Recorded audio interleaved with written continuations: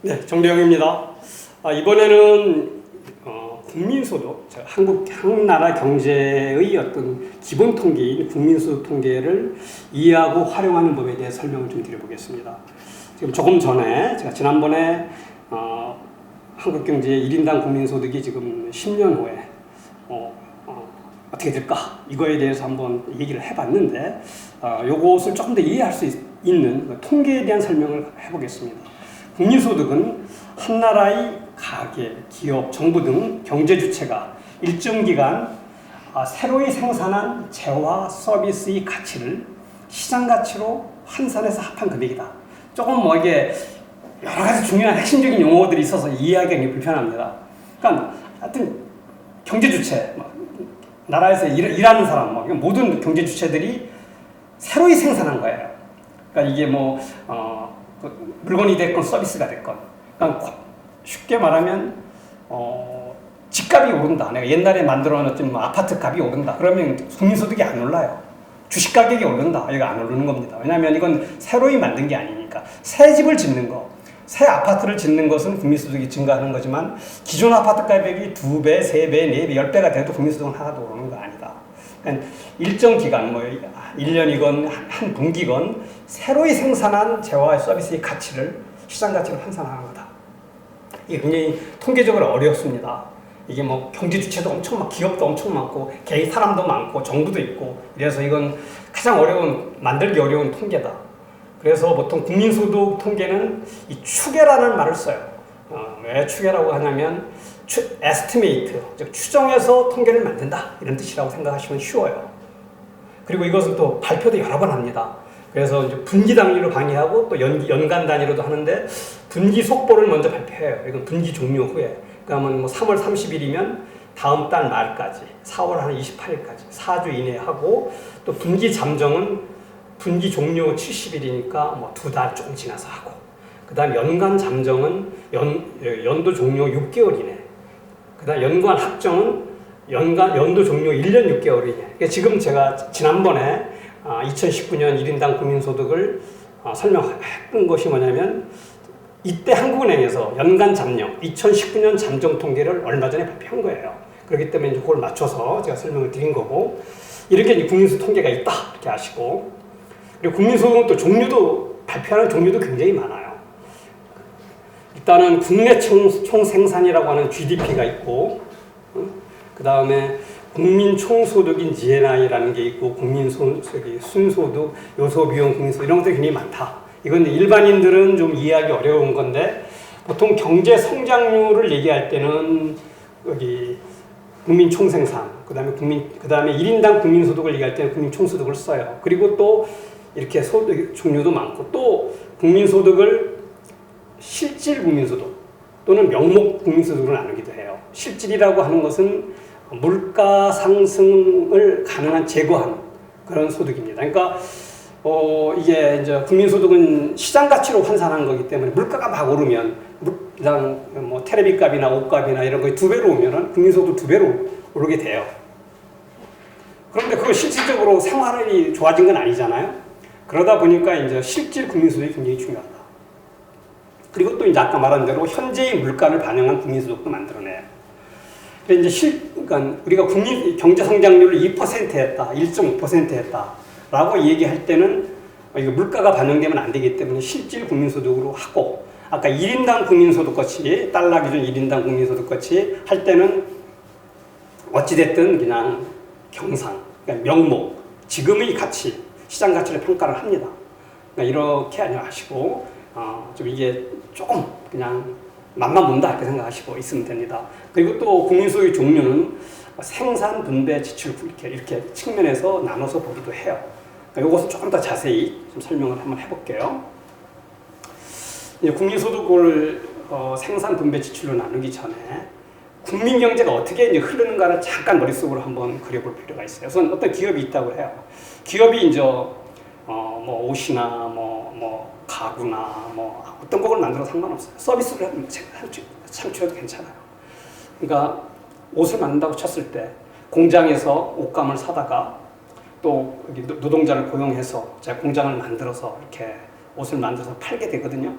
그러면은 이렇게 이제 원자재를 사고 사람을 고용하고 공장을 빌리거나 만들어서 또 기계도 사고 해서 옷을 만드는 걸 생산이라고 하죠. 그건 당연히 아닙니다. 그러면 뭐 꼭 옷만 아니라 TV도 있고 반도체도 있고 또 자동차도 있고 또 서비스라고 하면은 뭐 음식점도 당연히 들어갑니다. 음식점 들어가고 머리 깎는 뭐 미용실도 들어가는 거죠.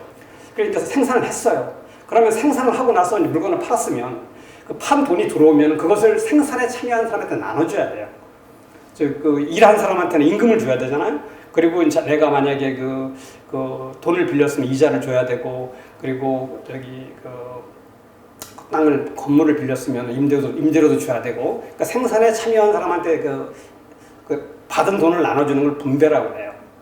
그리고 이제 분배가 되면, 그리고 또 돈이 좀 남으면 회사를 더 키우기 위해서 회사에다 돈을 남겨놓기도 합니다. 그걸 이제 영업이익이라는 어려운 말을 쓰는데, 하여튼 내부 유보라고 하는 거죠. 그렇게 해서 이제 지출 과정을 분배를 갖추면 돈을 받은 사람들은 돈을 또 쓰게 되는 거죠. 특히 노동자들이 이제 근로자들이 돈을 받으면 그 돈을 갖고 뭐 해요? 밥도 사 먹고 쌀 사고 또 이렇게 쓰는 거잖아요. 그 지출 과정이 있는 거예요. 그러니까 크게 지출 과정 두 가지로 나눠요. 여러 가지 소비를 하는 거하고 소비하고 남은 돈은 또 미래를 위해서 저축을 하는 겁니다. 저축도 하고 또 기업도 아까 말한 뭐 임대료를 주건 뭐 이자를 주건 그 받은 사람 똑같이 소비하거나 투자를 하는 거고 그리고 이제 기업은 그 남은 돈을 갖고 있다가 다음에 또 공장을 늘릴 때 또 투자를 하게 되는 겁니다. 이런 게 이제 지출 과정이에요. 그러니까 경제는 생산한 해서 물건을 팔고 나면 들어온 돈을 나눠주는 분배를 거쳐서 또 분배돼 받은 사람들이 그걸 지출하는 과정. 이것이 빙빙 도는 게 국민경제의 순환 과정이에요. 그러면서 이것이 이제 이 순환 과정이 점점 매년 커져가는 것이 성장입니다. 그러니까 국민소득은 이 생산하는 과정에 초점을 맞출 수도 있고, 이 돈이 이렇게 나눠지는 과정, 분배에 초점을 맞출 수도 있고, 그걸 지출하는 과정에 맞출 수도 있어요. 그래서 이것은 사실은 순환 과정이기 때문에 다 똑같아야 돼요, 값이. 그걸 이제 이거 생산, 분배, 지출, 이 3면 등가의 법칙이라고 해요. 근데 통계를 만들다 보면 똑같지가 못해요. 왜냐하면 통계 기초 자료가 오류가 있어서. 그래서 이제 이런 건 실제 이제 뭐 오차 및 누락 이런 과정으로 이제 이렇게 조정을 하지만 하여튼 이론적으로는 생산, 분배, 지출이 똑같다. 그래서 여기서 이제 우리가 생산 국민소득을 한번 잠깐 들여다보겠습니다. 이건 뭐 아까 기업, 정부, 가게 등 경제 주체가 새로이 생산한 재화, 서비스, 부가가치 합이다. 그러니까 새로이 생산해야 돼요. 그러니까 내가 만약에 옷 공장인데 옷 공장에 옷감을 사올 거 아니에요? 그러면 옷감 사온 거 빼야 되는 거예요. 내가 이제 옷감을 사다가 또 실도 사다가 이제 이렇게 사람을 고용해서 이렇게 옷을 만들었으면 그거 빼고 돈이 남아야 되잖아요. 그 남는 돈이 이제 이렇게 부가가치라고 하는 거예요. 그래서 이제 어떤 국민소득 통계를 모르는 사람들이 하청을 막 사람들이 물건을 주잖아요. 어떤 큰 기업들이 이제 이거 만들 때 하청을 주거나 외주를 줘서 또 만들고 하면은 다 그쪽에 그 하청업체 매출로 잡히지 않습니까? 그렇게 되면은 이게 매출이 잡히면서 이제 국민소득이 늘어난다. 하청을 많이 주면 국민소득이 늘어난다. 이렇게 얘기를 하는데 그건 국민소득을 모르는 얘기입니다. 왜 그러냐면 국민소득은 하청을 준다고 느는 게 아니라 자기가 거기다 실제 나만이 가치를 새로이 만든 것, 부가가치라고 하는 것, 그것만 국민소득을 잡아요. 그렇기 때문에 하청을 아무리 많이 줘도 새로이 만든 것이 없다면 국민소득은 저절로 늘지는 않는다. 그리고 이제 또 신문 보면은 삼성이나 뭐 어떤 그룹들의 이제 매출이 얼마다, 매출이 500조다.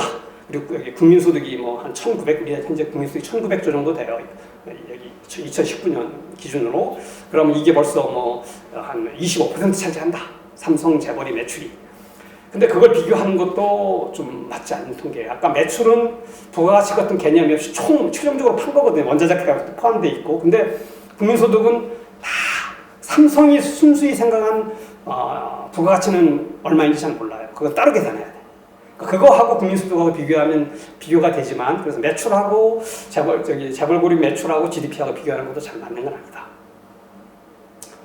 그래서 이제 생산 국민소득은 하여튼 생산하는 과정에 그것을 통계를 맞춰서 초점을 맞춰서 국민소득을 만들어내는 건데, 여기에서 가장 유용한 통계가 나오는 건 무엇이냐면은 산업별로 부가가치 비중이 어떻게 되느냐. 산업 구조를 알 수 있어요. 한국은 서비스 산업이 60% 정도 돼요. 제조업이 30% 되고 농림업이 2%, 나머지 빠진 건 광공업, 뭐 건설업 이런 것들이 조금씩 있어요. 그러니까 우리는 서비스업이 60%고 제조업이 30%, 굉장히 양대 비중이 높아요. 그런데 한국의 제조업이 30%라는 건 굉장히 높은 수준입니다. 선진국들은 지금 서비스업이 70%가 이상이고 제조업은 한 15% 정도뿐이 안 돼요. 미국, 유럽 이런 나라들이. 한국은 제조업이 굉장히 비중이 아주 높은 나라다. 그런데 이제 제조업 비중이 높긴 하지만 조금 더 들어가면 제조업에서 만들어내는 부가가치 비중은 우리가 독일이나 일본 같은 전통적으로 오랫동안 제조업을 한 나라보다 높지 않다. 굉장히 낮다. 부가가치 비율이. 그래서 아직은 우리가 한국 산업 구조를 보통 얘기할 때 제조업 비중은 높지만 제조업의 부가가치 비율은 낮고 서비스 산업 비중은 굉장히 커지고 있지만 서비스업은 생산성, 즉 한 사람이 벌어들이는 돈이 별로 많지 않아서 경쟁력이 떨어진다 이런 얘기를 합니다. 이것은 이제 국민소득 통계를 갖고 어떤 경제 분석을 할 때 사례를 제가 조금 설명드린 겁니다. 그 다음에 이제 분배 국민소득. 아까 이제 생산, 분배, 지출인데 분배 국민소득을 잠깐 살펴보면은 분배 소득은 크게 뭘로 나눠지냐면은 피용자 보수. 이게 이제 노동이 모셔요. 노동자들한테 주는 거고 영업이익. 그러니까 뭐 이제 이 자본가의 목이라고 자본의 목이라고 하는데 영업이익. 그 다음에 정부한테 가는 세금 같은 게 있어요. 크게 세 가지로 나눠진다.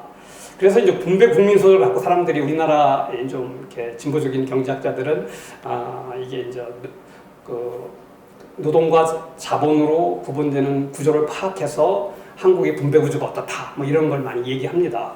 그래서 노동소득 분배율 이것을 이제 얘기하는데 이 노동소득 분배율이라는 게 이제 국민소득 통계에서 나오는 거다. 그래서 우리가 이제 2019년에 노동소득 분배율이 65.5%입니다. 이제 많이 높아졌어요. 우리가 한 4, 5년 전만 해도 한 61% 정도 됐다가 노동소득 분배율이 많이 높아지고 있다. 그렇다. 이것은 뭐냐면 노동자에 들어가는 목이 커지고 있어요. 그런데 아직도 조금 우리가 다른 나라에 비해서 노동소득 분배율이 낮은 이유는 두 가지예요. 일단 하나는 노동자에 들어가는 목이 적을 수 있고 또는 또 하나는 우리나라 한국은 자영업자가 굉장히 많죠. 이제 자영업자가 많은데 자영업자는 어찌됐든 간에 자기 사업이잖아요. 그렇기 때문에 자영업자가 버는 돈은 자본소득으로 들어가요. 영업이익으로 들어가. 자본소득 들어가기 때문에 우리는 이렇게 자영업자 비중이 높기 때문에 어쩔 수 없이 영업이익, 자본이 목이 커져요. 그래서 이렇게 이제 노동소득 분배율이 이렇게 높아지면은 이거 해석을 두 가지로 해야 돼요. 즉 노동이 목이 커져서 자본이 목이 줄고 노동이 목이 커져서 노동자의 어떻게 보면 조금 수입이 늘었다 이렇게 판단할 수 있는 게 하나고 또 하나는 자영업자들이 다 좀 사업이 안 돼서 자영업자들이 망하고 나가서 또 영업이익이 줄었다 이렇게 해석할 수도 있어요. 우리가 이제 두 가지로 해석이 됩니다. 이걸 분석할 수 있어야 돼요. 그러니까 단지 그냥 노동소득 분배율이 높아졌다 낮았다 해석하는 게 아니고 이것을 분리해서 잘 해석할 수 있어야지 뛰어난 분석가가 되는 거다. 경제의 실상을 알 수 있는 거다. 이렇게 얘기를 할 수 있습니다. 다음은 이제 지출 국민소득이에요. 그러니까 이제 이 지출은 돈을 쓰는 거잖아요. 글자 그대로 돈을 쓰는 건데 쓰는 거는 소비, 투자, 순수출 이렇게도 구성되어 있어요. 소비, 투자, 순수출은 이제 수출 수익을 뺀 것을 순수출로 구성되어 있다. 그렇게 하시고 또 아까 조금 경제 순환에서 말씀드렸다시피 그런 거죠. 소비는 민간 소비하고 정부 소비, 정부도 소비를 합니다. 있고 투자는 설비 투자, 건설 투자, 지식 재산 생산물 투자, 재고 증가. 크게 나누는 건 설비 투자하고 건설 투자 이렇게 나눠집니다. 근데 우리나라의 이 지출 구조의 특징은 뭐냐면 소비 비중이 상대적으로 굉장히 낮아요. 한 100%뿐이 안 되고 건설 투자의 비중이 굉장히 높고 또는 우리는 아직도 경상도 흑자를 많이 내기 때문에 수출 비중이 굉장히 높다. 이런 정도 알고 있습니다. 요거 갖고도 이 경제 구조를 분석할 수 있는 게 굉장히 많다. 그래서 지출 국민소득은 실제 국민소득 통계에서 굉장히 중요합니다. 왜냐하면 이건 경제학 이론하고 아주 밀접히 연결되어 있어요. 소비 이론, 소비 이론, 투자 이론 이런 거 연결되어 있기 때문에 지출 국민소득은 경제학하고 연결되어 있다. 이렇게 아셔도 좋을 것 같고요. 그 다음에 이제 우리는 또 여러분이 알다시피 유학습도 많고 해외도 많이 갑니다. 또 돈 있는 사람은 여기서 진료 같은 거 받는데 이게 해외 소비라고 해요. 해외 소비도 이제 또 소비에는 들어갑니다. 소비는 들어가지만 해외에서 소비하면은 국내 기업한테 혜택이 안 가기 때문에 국민소득은 마이너스다. 이렇게 하시면 될 것 같고요. 그리고 이제 국민소득을 더 공부해가면은 굉장히 많은 지표들을 공부할 수 있습니다. 뭐 경제 성장률은 다 알았고요. 뭐 저축률, 투자율, 조세 부담률, 수출입 의존도 이런 것들도 대부분 국민소득 통계에서 나온다. 그 다음에 이제 지하경제, 불법거래, 비관칙 경제 이것도 이제 국민소득과 관련해서 공부할 수 있다. 그다음에 국민소득은 합법, 비합법을 가리지 않고 새로이 만들어낸 생산물을 다 들어가기 때문에 가능한 지하경제나 불법거래, 비관칙 경제도 늘 더 포함시키려는 노력을 하고 있습니다.